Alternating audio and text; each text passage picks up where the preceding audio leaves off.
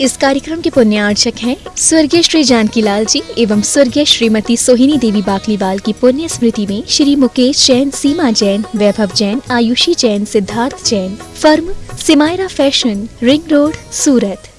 आंखें लाल हैं, मन भीतर, दोषी दोनों में कौन? ये पूछा गया है हम लोगों से। अब आप लोगों को इन दो में से चयनित करना है। इन दोनों में दोषी कौन? आप ही बताएं। आंखें तो लाल दिख ही रही है। जो लाल हो जाती हैं, जो नीली थी और वो लाल हो गई। कहीं न कहीं लाल होने में कोई कारण तो होगा। सामने वाला व्यक्ति है, उसको देखने से लाल हुई।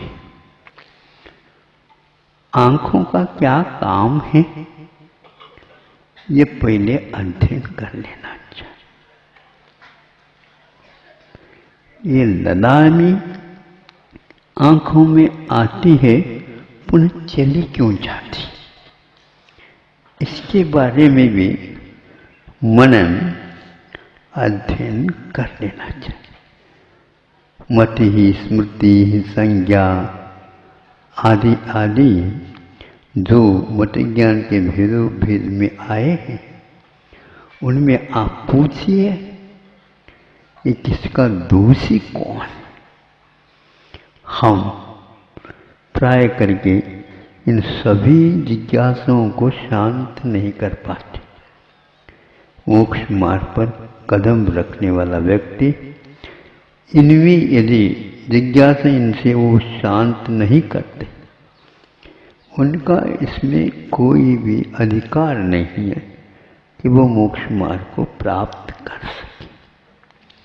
हर बात में चूंकि हम देख रहे हैं, हम सुन रहे हैं, हम सूंघ रहे हैं, हम छू रहे हैं और कभी कभी हम चख रहे हैं, इन सब में निर्णय हम लोगों का सही कब होता है?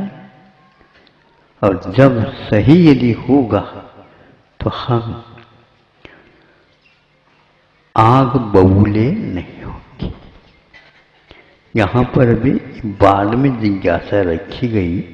पहले आप पहले के उत्तर अथवा जिज्ञासा के शांति के लिए खोज करें। एक आध व्यक्ति को हम यही सुनते हैं, पर आज हमने अपने विषय में कुछ सुना है।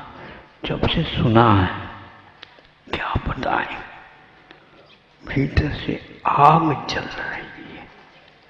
अच्छा, भीतर से आग चल रही है। ईंधन किसने पटका? ईंधन भी तो चाहिए। किसने पटका? वर्षा वैसे हो रही है और नीली थी, वह नीलिमा कहाँ चली गई? कभी पूछा आप लोगों ने? कभी उत्तर मिला आप लोगों को? दूसरे से आप उत्तर न मांगिए। ज्यादा डायरी भरने की कोई आवश्यकता नहीं। डायरी शब्द ऐसा कह रहा है कि डायरिया होने वाली।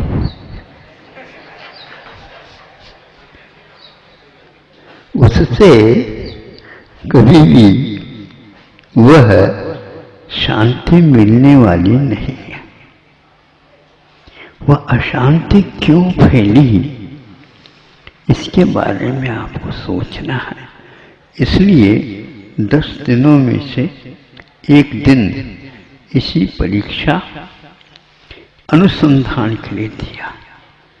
कई व्यक्ति विद्यालय, महाविद्यालय विश्वविद्यालय के बारे में सोचते रहते,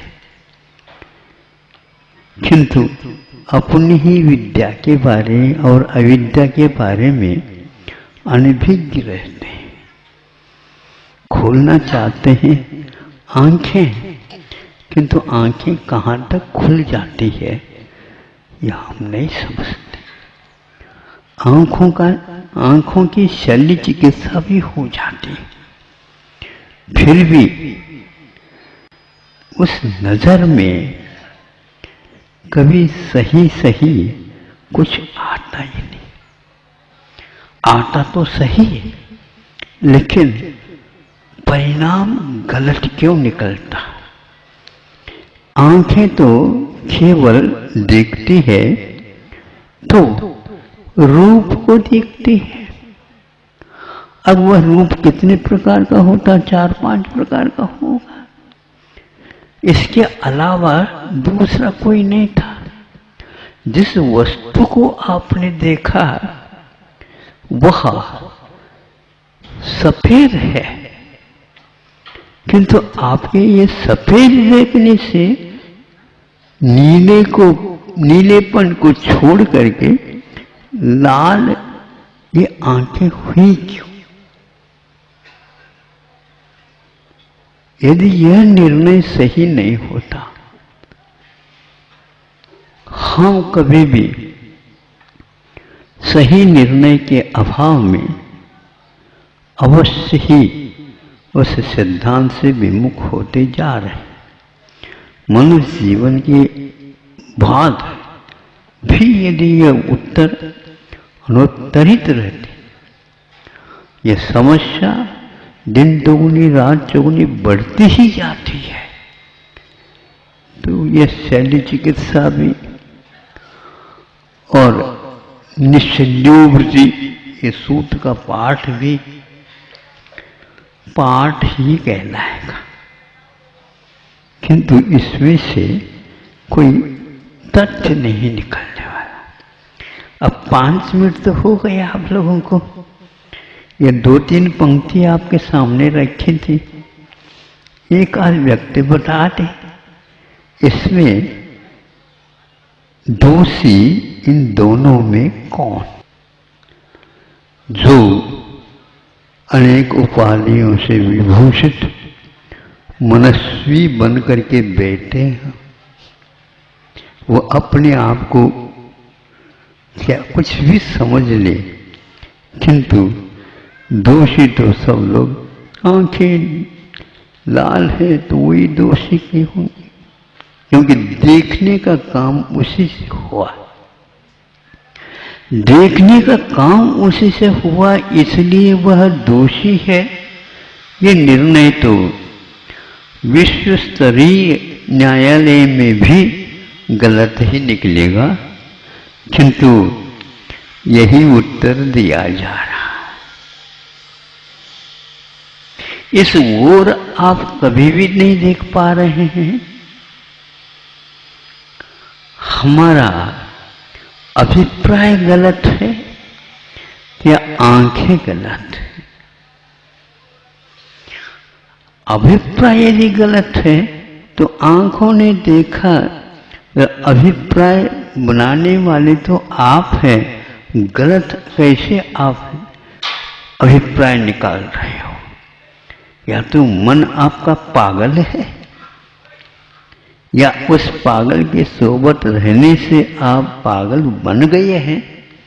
ये सिद्ध कर रहे हैं केवल दुनिया के सामने, मैं मनस्वी हूँ, यशस्वी हूँ और क्या क्या हूँ, ओजस्वी हूँ, मैं बहुत सारे हूँ। लेकिन इस प्रकार के गलत निर्णय लेने से अब असत्य को सत्य और सत्य को असत्य सिद्ध करते जा रहे हो। इसलिए इन दोनों में दोषी कौन?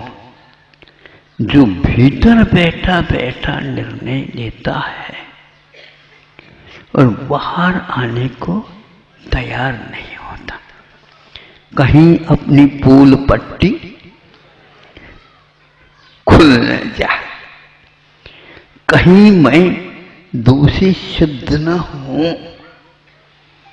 निर्दोष को दोषी और दोषी को निर्दोष यदि हमारा निर्णय कर लेता है, हमारा अभिप्राय दूषित है। इसके लिए कभी भी मतदान नहीं करना चाहिए। दुनिया तो करते हैं, तो दुनिया में आप हो क्या नहीं हो? दुनिया में हो करके भी आप अपने आप को व्यवस्थित करना चाह रहे हो, तो उसमें तो आपको ये स्वीकार कर लेना चाहिए। इसमें मत की मात्रा कितनी है ये भी आप देख सकते हैं। आपने किसको मतदान दे दिया? आपने किसको दे दिया? तो भैया हम आपको पूछ रहे हैं, तो कोई भी तो बात हम भी पूछ रहे हैं आपसे। जैसे आप कहेंगे उसी के अनुसार हम भी करेंगे। मतलब यह अभिप्राय हमारा बनता है देखा देखी अथवा गलत निर्णय के साथ अथवा सोबत जिसमें रहते उनके साथ हो जाते हैं हम, और बिना चाहे भी हो जाते हैं। फिर इसके उपरांत फिर भी हम तो जो जीत करके आए उन्हीं को दिए थे। हमने तो पहले निर्णय ले लिया था। आप बताओ, असंगी पंचेंद्रिय तक चुनाव नहीं होता किसी अन्य पदार्थ के बारे में, किंतु संगी बनने के उपरांत वह चालू हो जाता है। और संगिनः समनस्कार ऐसा का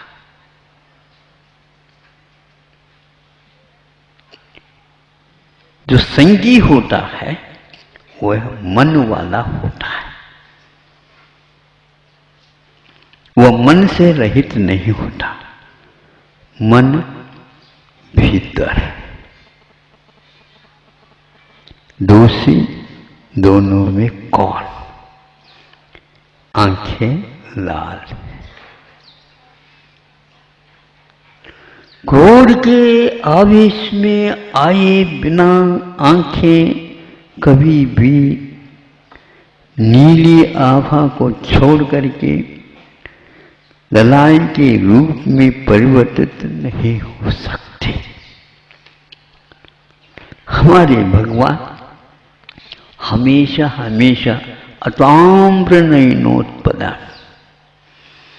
हम भगवान के दर्शन करते हैं, आप क्या करते हो? भगवान की कभी आंखें लाल हुई क्या? उनके नाखून देखो और नेल पॉलिश लगाना छोड़ दो। कभी भी उनके हमेशा हमेशा लाल सुर्ख, किंतु होंठे भी नाखून भी सारे के सारे, किंतु उनकी आंखों में करुणा तो भरी हुई है, किंतु अरुणाई नहीं है। तरुणाई तो रग रग में टपक रही। वो लाल क्यों नहीं दिखते? इतना खून उनके भीतर यदि है तो। आचार्य कहते हैं यह परिवर्तन केवल शरीरगत नहीं है, मनगत है, और उनके पास संगीपन भी नहीं है। उनके पास संगीपन नहीं है और फिर भी वे मन वाले हैं, यही कमी हमारे बीच और उनके बीच में है।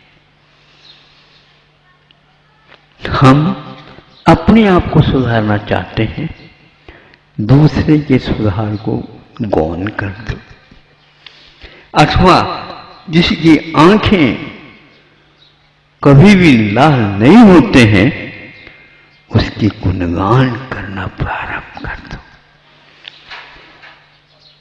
पढ़ने की अपेक्षा से भगवान के बिंब को आप पढ़ने का अभ्यास करो।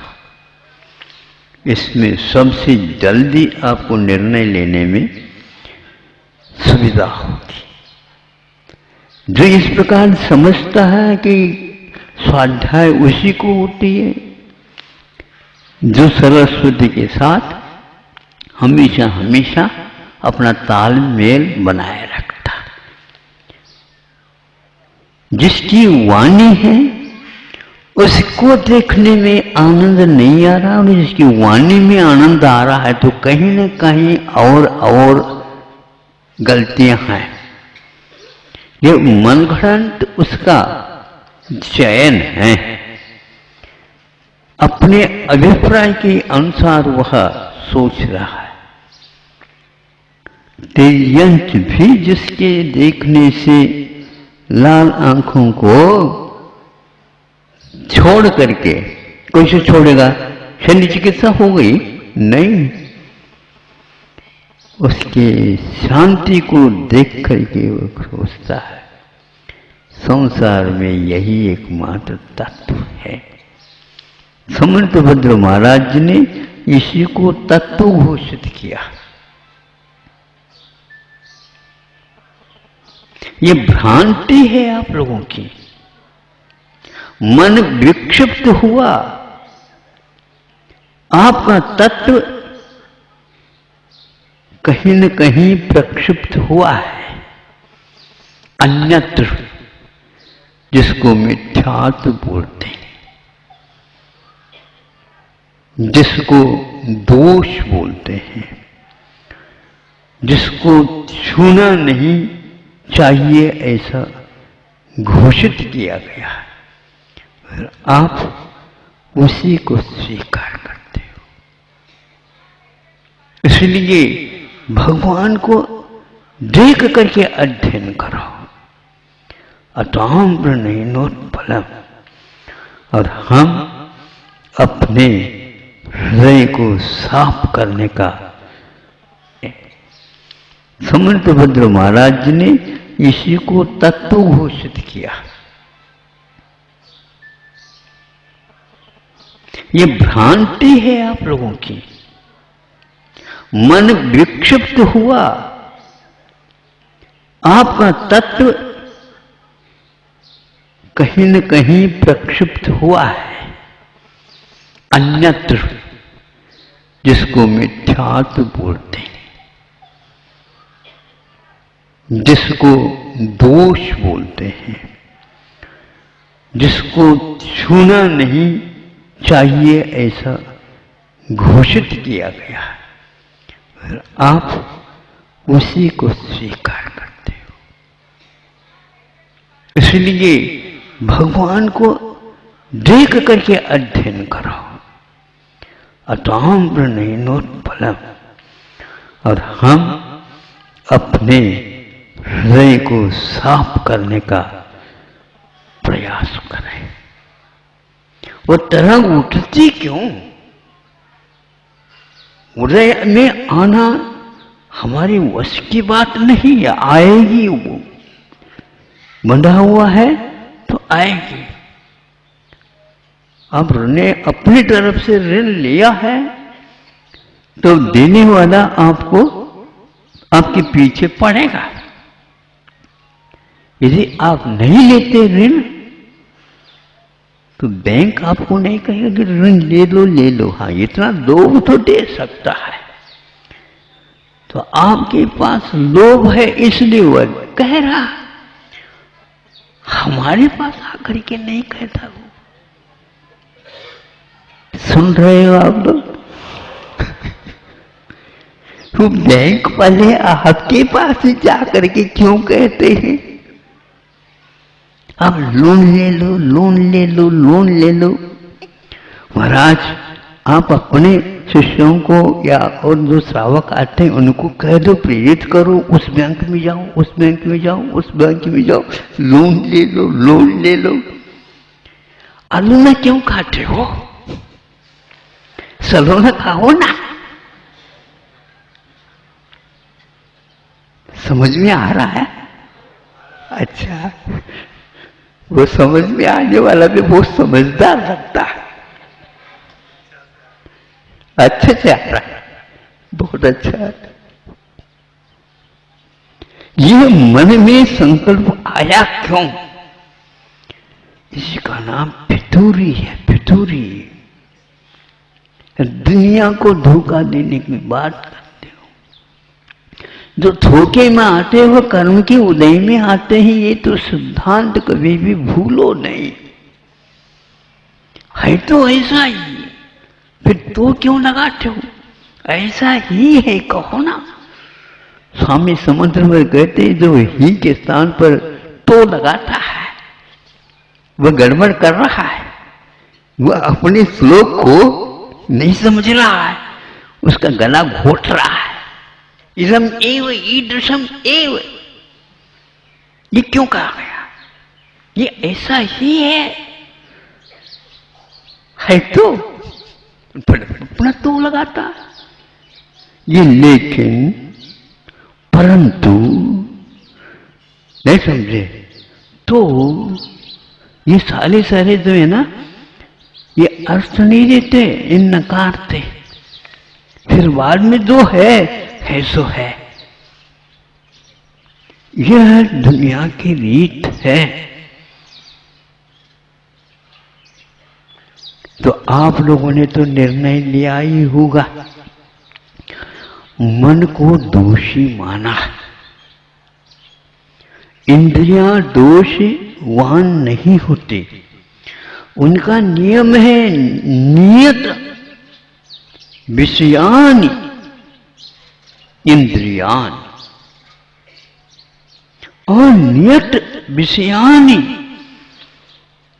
मन।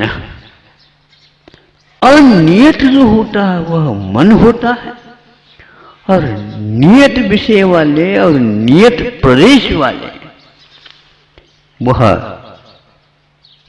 नीति से वो हटते नहीं कभी, इसलिए उनको नियत कहा। मन को नियत नहीं कहा, उसको हम पकड़ ही नहीं सकते। दूसरे को पकड़वा करके वह, हम तो बिल्कुल, हाँ आप तो साबुत हो, साबुत भी निकलते हो, ये बात अलग है। जल्दी करो, ये कहना चाहता हूं। इंद्रियां कभी भी रूप को रूप ही देखते, आंख रस को रस ही के रूप में चखते हैं।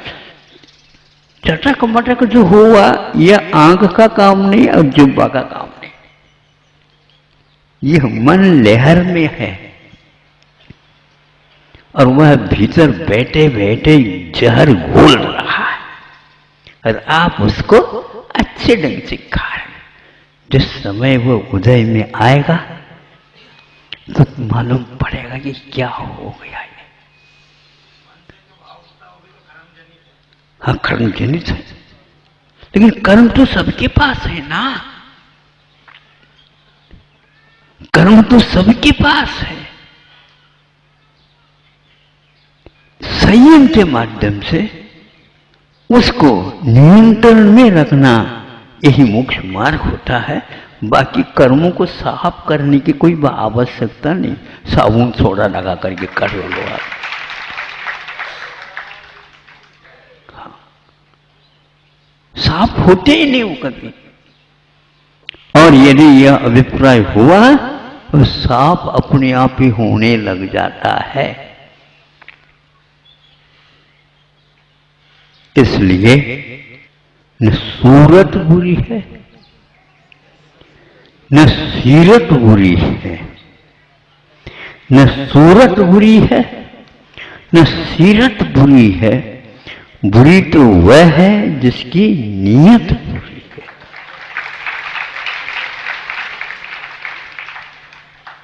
उसको करवट ले जाओ तो करवट एक बार ले लेगा, दुनिया कितनी भी कहे हम अब परिवर्तित नहीं करेंगे। इसलिए आचार्य कहते हैं भगवान के दरबार में देर हो सकता है। हाँ, बस कितने अच्छे जल्दी जवाब दीजिए आप। इतना आसान है ये। आसमान को छूना आसान हो सकता है, लेकिन इसमें करवट देना आसान नहीं है। बिरले ही इसको स्वीकार करते हैं। दूसरे के लिए संकल्पित करने का उनका काम है। भगवान ने आज तक रिकॉर्ड बनाया, तीर्थंकरों ने आज तक किसी ने किसी को संकल्पित नहीं कराया। स्वयं संकल्प लेते हैं, उसको अडिग होकर के पालते हैं। उसमें एक बार मात्र का भी अंतर लाते नहीं, क्योंकि वर्धमान संयम है उनका। वो बिल्कुल आंखें देख करके वह काम कर रहे हैं। केवल बाहर ये चार हाथ नहीं देखते, किंतु भविष्य में जो होने वाला चार हाथ उसको भी देखते, और जो अतीत में हो चुका है उसको भी देखते हैं। और उसमें ये करते हैं कि पैर कहाँ कहाँ पर पड़ा, यदि गलत पड़ा है सुधारने का प्रयास पुरुषार्थ करते हैं। इसलिए मूल गुणों में उनका दोष कभी भी नहीं लगता, उत्तर गुण में भी कभी दोष नहीं लगता, किंतु अंतर्मुहूर्त के उपरांत मन अधीरा होकर के बाहर आ ही जाता है, और उसकी कान पकड़ करके पुनः भीतर खींच करके ले जाते हैं। ये खेल उनका वर्षों तक चलता है। महावीर भगवान को तो कितना 12 साल, हाँ 12 साल लग गए महावीर भगवान को 72 में। और आप 12 घंटे भी नहीं होते, कई बार करवट ले लेते। यह मन क्या है? हमारा गलत निर्णय का नाम मन है। हम बार बार गलत लेते हैं, उससे उसकी पुष्टि हो रही है। एक बार भी गलत निर्णय को हम ठीक कर देते हैं, दोबारा उसमें अनुपात अवश्य कम होगा, तीसरे बार में और अनुपात कम होगा, क्योंकि प्रत्याख्यान के साथ हमने इरादा लिया। इसलिए कभी भी किसी से वो दीक्षित नहीं होते, कभी भी उन्होंने अपने वचन नहीं दिए किसी के, किंतु एक को ही देते हैं जिसको हम एक प्रकार से जनवाणी बोलते हैं। माँ के समान समझ करके वो जो लिखा है या वो जो बताते उसी के अनुसार उनकी चर्या बनती है। इसलिए दूसरे के लिए अपनी चर्या वो बताते भी नहीं और दिखाते भी नहीं, और उनका वह चलता रहता है। क्या अद्भुत साधना है! और आपको संतुष्टि मिल कैसे सकती है इन दोषों के भंडार के साथ? यही संकल्प है इसका कि मैं कम करूं। यह भी कम बात नहीं है, पूरा दूर करूं फिर कहना ही क्या है। भूल का होना, मनुष्य भूल का पुतला है। हाँ, इन पुतलियों में ही भूल है, वहीं से तो झांक रहा है वो अभिप्राय वाला। आशय, अभिप्राय, अंतरंग, अनंग, क्या क्या इसके नाम हैं और इसकी क्या क्या करतूतें हैं। भांति भांति के भ्रांतियां, तरह तरह के चाल, नाना नारद नीतियां, ले जावे पाताल। ये है इसके क्या तरह तरह के चाल है, बदलता रहता है। ऐसे क्यों? स्वभावत्वात्। वह भी मन वाले हैं, लेकिन उन्होंने अपने ऊपर नियंत्रण किया, इसीलिए उनके मूल और उत्तर गुण में कभी भी दोष नहीं लगते। और प्रमाद होना ये स्वभाव है, ये पुतला है। मनुष्य भूल का पुतला है, ये नियंत्रण नहीं हो सकता। हाँ, अंतर मुहूर्त में जो होता है उनके द्वारा दोष यदि लगते हैं तो इतना ही लगते हैं, जम्भाई आ जाए पानी पीते समय, अथवा श्वास लेना पड़े तब मुंह में घूंट नहीं ली जाए। घूंट ले ले और उसी समय श्वास भी ले ले, ठसका अवश्य लगेगा। एक काम एक समय में होता है, ये पक्का है। इसलिए सावधानी से जो पानी पीता है, खान पान करता है, वो ठीक ठाक रहता है। और जल्दी जल्दी खाता है, उसमें ठीक ठाक क्या करना, ठोंक ठाक करके भी ठीक नहीं कर सकते। फिर इसके लिए विश्वविद्यालय हैं और महाविद्यालय है, महावेद्य को ढूंढा जाता है। ये सब टाइटल उपाधियां लग जाती। तो अब अंतर मुहूर्त परिवर्तन्याः, ये आर्ष सूत्र है। अंतर मुहूर्त में लेशाओं को परिवर्तित करते हुए उपयोग उसी के अनुसार ही चलता है।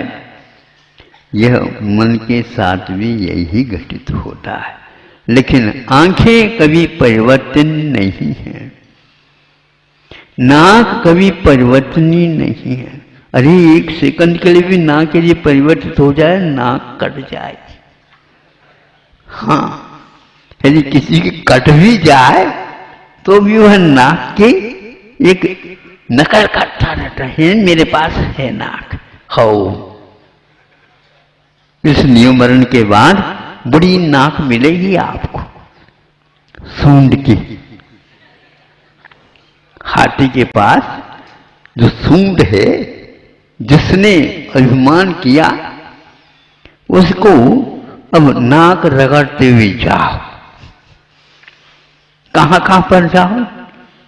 दूसरों की देहरी तक जाओ। बोले स्वामी के लिए नमोस्तु कर दे, हो उठा दिया, पहले नाक को उठाता है, उस नाक के माध्यम से वह दर्शन करता। आप सोचिएगा, अपने भीतरी तरह तरह की चाल है, भांति भांति की आप भ्रांतियां हैं, भ्रांतियों के ढेर हैं हम लोग। एक बार तो सही सही निर्णय पर आ जाओ तो आंखें लाल हैं, मन भीतर, दोषी दोनों में कौन? यह हाइकु 17 अक्षरों वाला आपको पूछ रहा है। वो आपको ही पूछ नहीं रहा है, सबको पूछ रहा है। आपको यदि पसंद आए है तो सर्वाधिकार हमारा कोई सुरक्षित नहीं, आप ले जा सकते हो। और ये ध्यान रखना, आपने आधा घंटे से भी ज्यादा इसको दे दिया, हमने उदारता के साथ आपके लिए। आप सोचिएगा, अपने भीतरी तरह तरह की चाल है, भांति भांति की आप भ्रांतियां हैं, भ्रांतियों के ढेर हैं हम लोग। यह हाइकु 17 अक्षरों वाला आपको पूछ रहा है, वो आपको ही पूछ नहीं रहा है,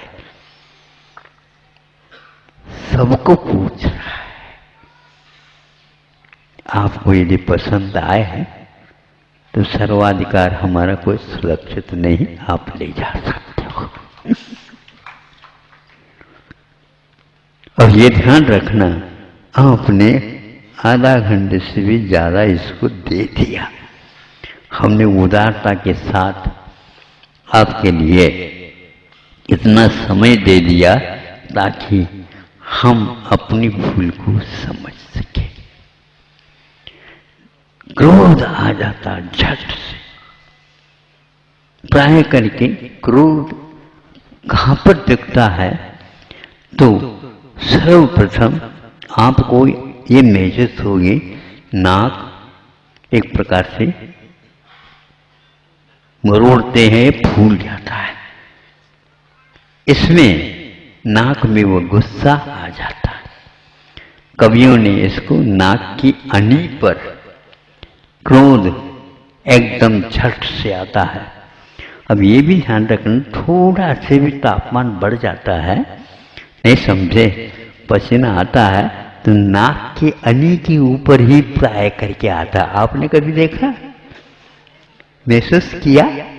हाँ, वहीं पर आता है, वहां पर तपाने की कोई आवश्यकता नहीं, अपने आप ही गर्म होता है, गुस्सा वहीं पर रहता है, उसका विश्राम स्थान वही है।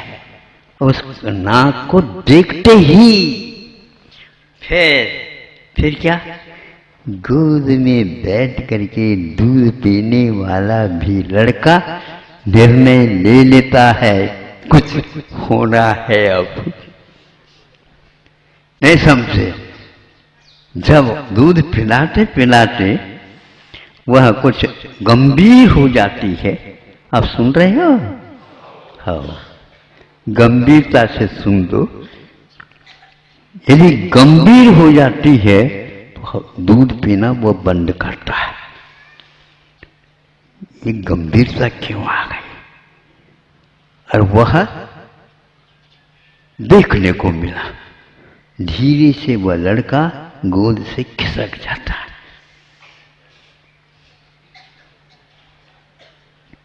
कहीं ऐसा ना हो दूसरा प्रबंध कर दे,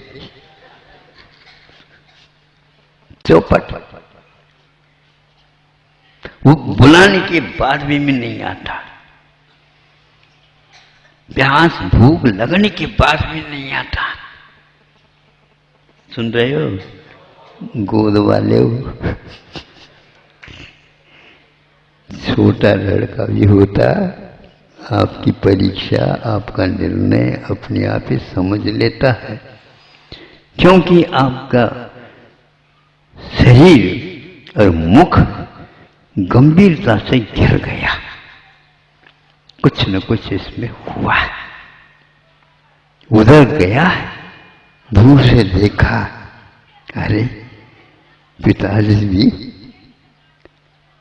आपे में नहीं, आप अपने में आप में है हो, देख तो दो। आपके लड़का ने सोच लिया, लड़के ने, पिताजी आपे में नहीं है। अब जो आपे में नहीं रहता, हमारा ये निर्णय है, उसके पास न माँ, न पिता, न भाई, न बहन, कोई भी जाना नहीं चाहता। चाहे जिंदगी भर उसके लिए कुछ भी दे दे, लोभ नहीं चाहिए। आप कितने लोभ करते जाते हो? ये कहाँ कर रहे हो, क्यों कर रहे हो? सोच तो। तापमान क्या है?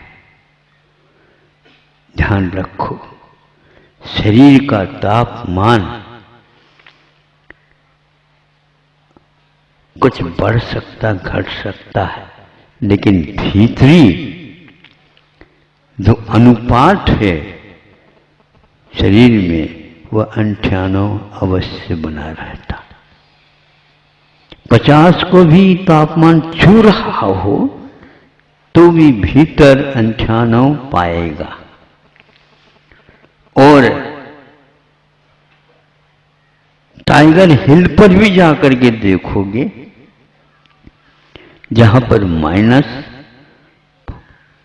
-40 रहता है शीत, वहां पर भी देखो शरीर का वह तापमान कितना रहता है, तो वो भी 98 रहता है। ये स्वस्थ व्यक्ति का एक लक्षण है। आपको भी कहीं भी जाए, पहले इसको टटोलना। यदि इसमें अंतर आ गया, समझ लेना ये फालतू 1 घंटे के लिए ये उस समय देना हो गया। अन्य कुछ काम करते संभवतः कुछ लाभ होता, किंतु यहाँ पर उसका कोई निर्णय नहीं हुआ, तो ऐसा ही जिंदगी भर बिना निर्णय के ही एक्शन निकलते चले जाते। होता नहीं। चाहे स्वर्ग मिले, चाहे मनुष्य अवस्था मिले, कोई मिले, समूह शरण भी मिले, तो भी वहां पर कुछ होना जाना नहीं है।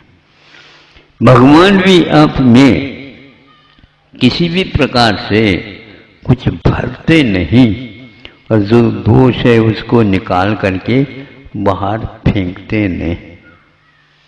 ये काम उनका है ही नहीं। जो स्वयं के बारे में वो इस प्रकार नहीं कर सकते, भावों को तो संयम के साथ ही जीना पड़ेगा, और निकालना है तो संयम के द्वारा ही निकालना है, बदलना है तो संयम के द्वारा ही बदलना। केवल क्रोध करने मात्र से वो बदलता नहीं है। तो फिर क्या? अरे उनको तो हम हमेशा देखते हैं पारा गर्म ही मिलता है। क्या मिलता? पारा गर्म मिलता। पारा क्या ठंडा भी रहता है क्या? सबसे ज्यादा भारमय पदार्थ सुनते, सोने से भी भार वाला पारा होता है। लेकिन ये ध्यान रखना, दूसरे के पदार्थ उठाने में आप माहिर हो सकते हैं, लेकिन हमें दिखा दो अपने अंगुष्ठ और चुटकी बजाने वाले कोई उंगली, उसके माध्यम से चिमटी से ले लो, बता दो। पारा यदि आपके पास एक बूंद भी आ जाए, बिखरने के लिए तो तैयार है, किंतु आपके हाथ में नहीं आएगा, पक्का है। लेकिन उसके माध्यम से आपकी क्या मनोदशा है नापी जाती है, और वह बिल्कुल नियंत्रण में था। और फिर इसके उपरांत आपके पास कितना पारा है ये देखा जाता है। 1 मिनट 2 मिनट के भीतर आपका पारा चढ़ जाएगा। कहाँ तक जाएगा? ज़्यादा 107 तक जाएगा। फिर इसके उपरांत आज तो श्रेणी तो मनती नहीं, कोई नहीं रुक सकता। 7 के बाद अप्रमत्त अवस्था हो गए, फिर पैरों से चलना नहीं होता, जो कुछ भी चढ़ना और उतरना है। कहाँ तक है? 6, 7, 19 तक जब श्रेणी मर जाएगी तो वह ऊपर ऊपर चढ़ता है अंतर्मुख के लिए। यदि ऊपर और चढ़ा नहीं, नीचे आएगा बिल्कुल। हाँ, ये क्या है? अपनी आप चढ़ा है क्या? बताओ। थर्मामीटर गर्म हुआ क्या? दूसरा और कोई गर्म हुआ? यह जो संतुलन इसमें बता रहा है वो किसका है? तो बताते हैं यह कभी भी झूठ नहीं बोलता, ये कभी भी झूठ नहीं बोल सकता। यदि वह झूठ बोलने लग जाए तो दवाई सारे फेल हो जाए।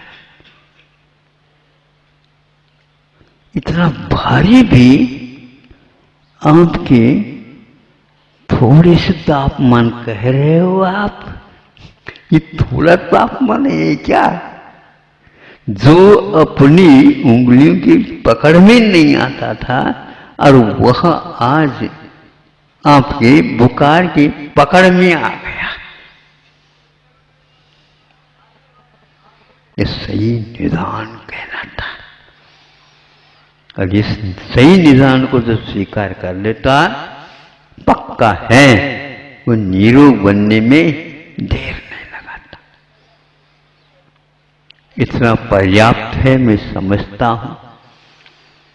आपका पूर्ण समय हो गया है, क्योंकि आप लोगों ने बहुत बड़ा पुरुषार्थ करके एक दिन के लिए उत्तम क्षमा के स्वरूप को सुन रहे हैं, पर आज सुन ही नहीं रहे हैं, किंतु भीतर से भी हमारा कुछ हो रहा है। इसलिए तो हमने कहा है कितने अनुपात से है, आप ही निर्णय ले लो, क्योंकि आपके भीतर आने का हमारे अधिकार भी नहीं है और हमारी सीमा के भीतर मत जाओ ऐसे आगम की आज्ञा है।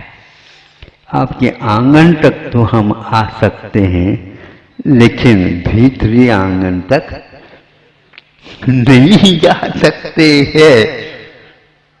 परमिशन वहां पर नहीं दी गई है। कभी कभार थोड़ा सा झांक ले खिड़कियों से, दरवाजे से, उसको भी दोष माना। फिर भी मैं यहाँ पर आपके आंगन तक आया हूँ, इसके लिए थोड़ा वह 1-2 बार इस प्रकार का करके अपनी परछाया दिखा सकता है, ताकि वह बाद में पश्चाताप न कर ले। इसके आगे उन्होंने कुछ भी नहीं कहा। फिर इसके बाद तो उनका भाग्य उनके पास है, हमारे लिए उनका दाना पानी, क्या उसका निर्णय ले सकते हो? दाना पानी इतना तो इतना ही है, न दाना है न पानी है, इतना है। इतना सिद्धांत क्लियर है।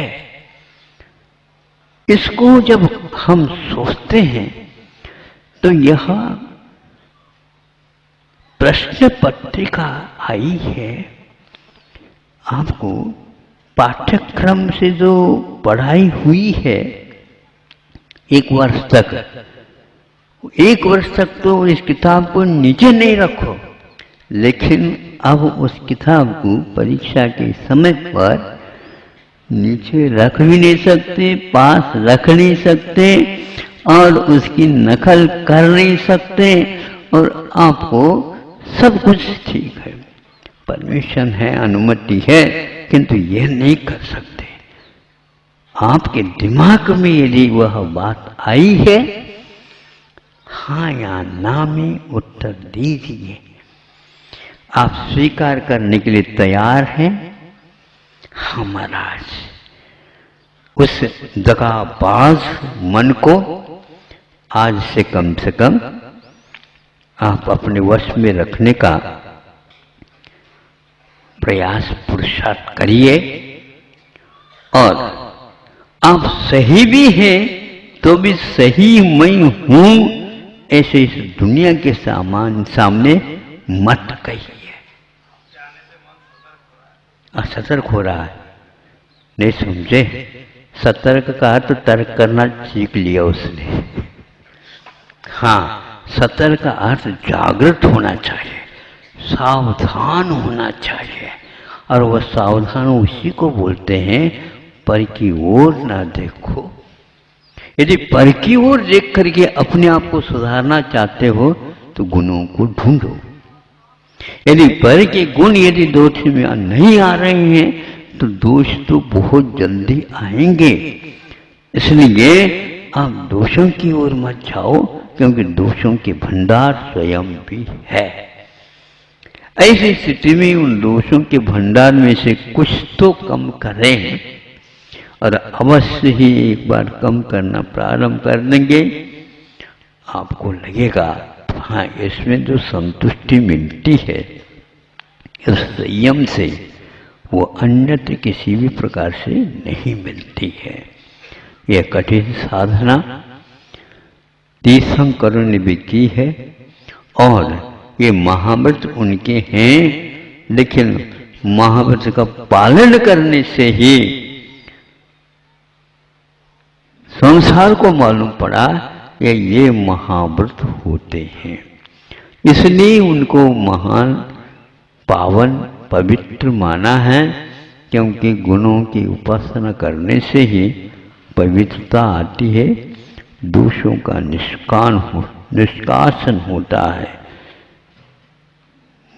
मोह और दोषावरण योर हानि, दोष और आवरणों का नाश होने के उपरांत ही भगवान आप आप्त बने हैं, निर्दोष बने हैं, 18 दोषों से रहित बने हैं।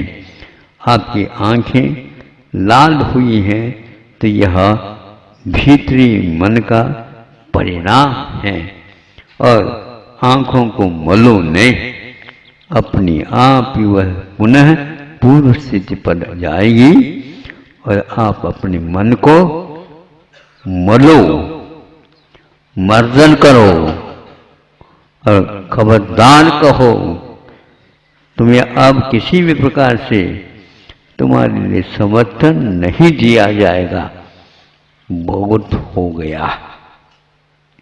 अब हम तुम्हारी चाल को समझ चुके हैं, अब तुम्हारी चाल को हम समझ चुके हैं, तुम्हारी चाल में हम नहीं आने वाले हैं, हम भी कुछ शतरंज खेलते हैं। अहिंसा परमो धर्म। इस कार्यक्रम के पुण्यार्चक थे स्वर्गीय श्री जानकीलाल जी एवं स्वर्गीय श्रीमती सोहिनी देवी बाकलीवाल की पुण्य स्मृति में Shri Mukesh Jain, Seema Jain, Vaibhav Jain, Ayushi Jain, Siddharth Jain, firm Simayra fashion, ring road, सूरत।